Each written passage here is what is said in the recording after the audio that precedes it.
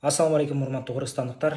Мен бүгүн ыйладым. Азыр көзүмдүн кызарып турганы бул чек алган жокмун, иче алган жокмун. Бул ый. Мен ыйлагандан уялган да жокмун, мактанган да жокмун сиздерге. Бирок чын жүрөгүмөн чыккан нерсемди оюм менен бөлүшүп коеюн деп чечтим. Мен ушундай бир кайгылуу, өкүнүчтүү жаңылык уктум. Тилекке каршы бүгүн угуп калдым. Окудум, күчөөнө болгон экен. Эмнегедир ушул казино мыйзам өтүп кетиптир. Мен ойлогом, мен ишенгем, ушу биз шайлаган депутаттар, биз шайлаган ажо ушундай ишке барбайт деп ойлогом. Андай ишке барбайт деп мен ишенгем, бирок тилекке каршы өтүп кетти бул мыйзам. Эми макул. Адам менен арам жөнүндө сөз болуп калды. Адал менен арам жөнүндө сөз болуп калды. Мейли, динди албай эле коелу, макул. Адамгерчиликти алалы, Бирөөнүн кайгысына эч качан бактылуу боло албайсың дейт. Бирөөнүн кайгысынын үстүнөн эч качан бактылуулук кура албайсың дейт. Макул, ошо чет өлкөдөн келген адамдар, биздин казино ойной турган адамдар, чет өлкөлүк болсун, мага демектүү капыр болсун, макул. Алар келип акчасын чыштап, ошолорду уттуруп кетип атат дейли. Ошолордун акчасы дейли. Бирок эч качан бирөөнүн кайгысынын үстүнө эч качан бактылуу боло албайсың.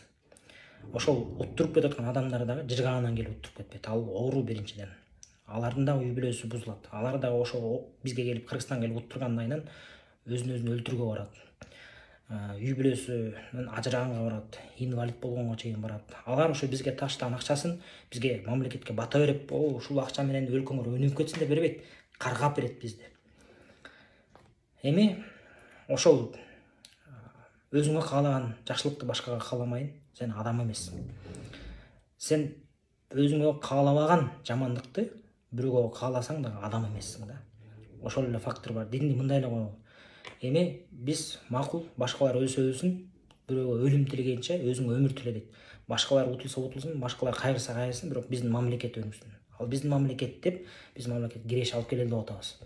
Эч качан биздин мамлекет ушул бирөөнүн кайгысы менен, бирөөнүн каргап берген акчасы менен, Аллах Таала арам кылып берген акча менен биздин мамлекет эч качан жыргабайт.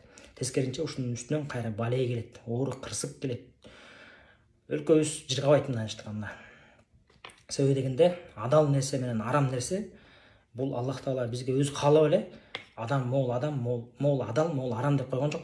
Бул нерсени адал деген түшүнүп коюңуздар туугандар. Адал бул Аллах Таала уруксат берген нерсе. Адал деген нерсе мындай да. Адал сенин жан дүйнөңө, сенин денеңе, сенин руханиятыңа, акыл эсиңе, сенин айлана чөйрөңө, адам баласына, адамзатка, жаныбарларга, жаратылышка зыян келтирбей турган нерсенин баардыгы адал. Аллах Таала уруксат кылган. Арам деген нерсе сенин ден соолугуңа, акылыңа, жан дүйнөңө, тегерекчетиңе, башка адамдарга, жаныбарларга, жаратылышка зыян келтирген нерсенин баардыгы арам. Айырмасы ушул эле. Бул ислам дининде эмес. Бул бүткүл адамзаттын жашоосундагы мыйзам. Ошондуктан бирөөнүн кайгысы менен, бирөөнүн каргап шилеп берген акчасы менен биз мамлекет карызынан кутулуп, башка бирөөлөргө айлык бергенибиз жакшы эмес. Ишенген кожом сен болсоң алдынан калгарма болду. Бул жакта биз шайлаган депутаттар. Буга биз өзүбүз күнөөлүүбүз. Албетте биз бирөөнү күнөөкөрү кылбай эле коелу. Өзүбүз шайлаганбыз. Өзүбүз демек жакшылуу, бактылуу жашоого татыктуу эмес экенбиз. Кудайга шүгүр, биз кичинекей мамлекетпиз. 6.700.000 адамыбыз бар экен азыркы учурда. Кичинекей мамлекетпиз. Дагы жакшы, эркин болуп жашап келатабыз. Бирок Аллах Таала берген нерсесин кайра алып койгонду унутпасын. Унутпайлы. Аллах Таала бизге бактылуулук берип атпайбы? Алып да коюшу мүмкүн. Эмненин айынан? Алла Таалага шүгүр кылбагандайынан, анын айткан мыйзамдарын аткарбагандайынан. Ошондуктан туугандар, дин жагын алып эле адамгерчилик жагын алганда дагы биз туура эмес кылдык. Биздин мамлекет туура эмес кылды. Эми ушунун артынан азап келет. Эми мен жеке өзүм үчүн Кудайдын астына жооп бергенден корком. Корком, чындап корком. Мен өзүм үчүн жооп бере аламбы же жооп бере албаймбы? Үй бүлөм үчүн тем более жооп бере аламбы, жооп бере албаймбы? Башка адам, башка аял, менин аялым бул башка адам да, мисалы үчүн. Мен өзүм үчүн жооп беришим мүмкүн, бирок аялым үчүн жооп бериш кыйын. Бала чакам үчүн жооп бериш кыйын. А бул жакта силер 6.700.000 адамдын жоопкерчилигин мойнуңарга алып туруп, шайлап өткөзүп берип коюңдар. Буну тас келгенсиз. Силер тетиги капырлар үчүн да жооп бересиңер. Ошону эстен чыгарбагыла. Өлүм башыбызга келет, баарыбыздын башыбызга. Бизге чейин миңдеген кыйын адамдар болгон, баатырлар болгон, бандиттер болгон, хандар болгон, бүт баары өлдү. Тарыхты карайлы. Бир да адам өмүргө төрөккө чыган адам болду элек. Биз да өлөбүз, силер да өлөсүңөр. Ошону унутпагыла. Жооп бере алам. Бирок али дагы адам өлүп калганга чейин кеч эмес. Мамлекет жок болуп кеткенге чейин кеч эмес. Эсиң барда этеңди жый дейт. Урматтуу бийлик башындагылар. Эсиңерди жыйып, акылыңар болсо, Кудайдан корксоңор, өлөрүңөрдү унутуп билсеңер, өлүм чындык. Өлүмдү эч ким жеңген эмес. Силерден да кыйындар өткөн.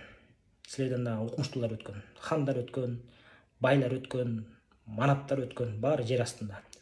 Биз дагы, силер дагы жер астына киребиз. Ошону унутпагыла. Эч качан кеч эмес, азыр дагы ушул кылган иштерди оңдоп койсо болот. Али дагы убакыт бар. Ошондуктан мен ишенем, ниетим бар дагы. Балким кайра карайсыңар.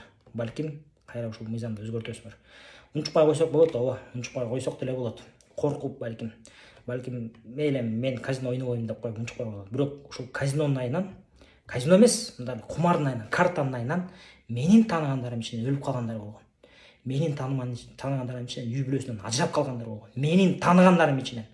Бирок элди алганда андайлар көп. Ошондуктан жакшылыкка алып барбайт. Тем более Акылбек Жапаров мырза да айтып кетиптир. Мыйзам туруп мыйзамсыз казинолор иштеп атканда, мыйзам уруксат бергенден кийинкисин андай эмне болорун ким билет. Ошондуктан азыр да кеч эмес. Дагы бир жолу ойлонолу туугандар. Мен адамгерчилик позициямды айтып коеюн дедим. Адамгерчилик оюм менен акымды Алланын астына берип коеюн дедим. Айттык, бир жаман ишти көрсөң, колуң менен тый, колуң менен тый албасаң, сөзүң менен тый, сөзүң менен тый албасаң, жүрөгүңдө кыжалат болуп кой дейт. Жок дегенде кыжалат болуп койгула. Биз митингге чыгабыз, тиги бул деп коркуткан жокпуз. Коркутпай чыгайын деген оюм да жок. Митинг эч качан жакшылыкка алып барбайт. Революция эч качан жакшылыкка, өзгөрүүгө алып барбайт экен. Биз канча жолу революция болду, эчтеке өзгөргөн жок.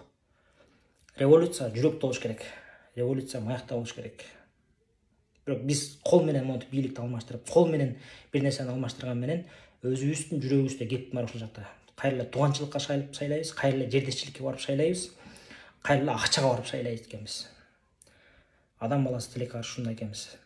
Аллах Таала биздин күнөөлөрүбүздү кечирсин, бизге туура жол берсин, өнүгүүсүнү берсин, баледен сактасын.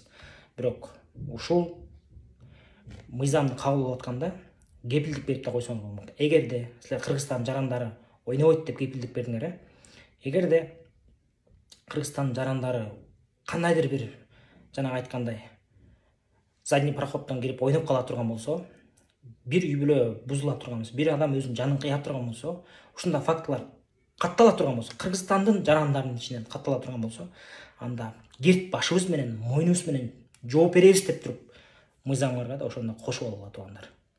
Макул өтүптүр, бирок мыйзамга ошондо кошуп алгыла. Эгерде бирөө Кыргызстандан бир үй бүлө ошентип бузула турган болсо, бирөө жанын кыя турган болсо, биз башыбыз менен жооп беребиз деп кошуп алгыла туугандар. Өкмөт. Ошол. Көп сүйлөсөм кечирип коюңуздар, бирок чын жүрөктөн күйүүтүмдү айттым.